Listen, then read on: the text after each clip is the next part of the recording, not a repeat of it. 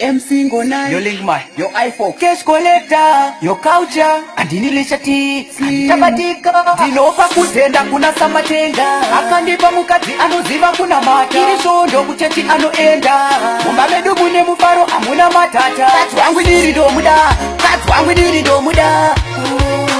anondiremekedza anondikudza kadzi wangu ndiri ndomuda kadzi wangu ndiri ndomuda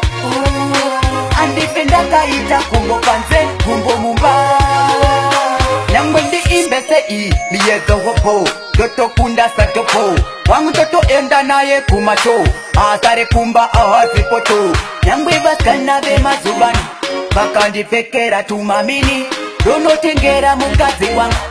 asare kumba ndipinze bizi kadzi wangu ndiri ndomuda kadzi wangu ndiri ndomuda anondiremekedza anondikudza kadzi wangu ndiri ndomuda kadzi wangu ndiri ndomuda andife ndakaita kumbo panze kumbo mumba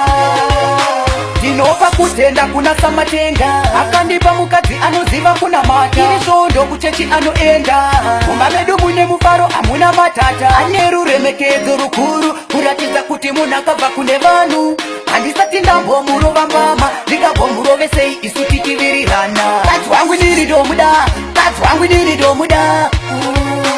anondiremekedza anondikudza kadzi wangu ndiri ndomuda kadzi wangu ndiri ndomuda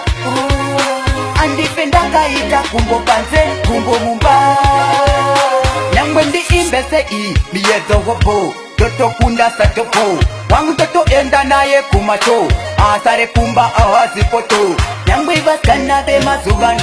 vakandipfekera tumamini donotengera mukadzi wangu asare kumba ndipinze bizi kadzi wangu ndiri ndomuda kadzi wangu ndiri ndomuda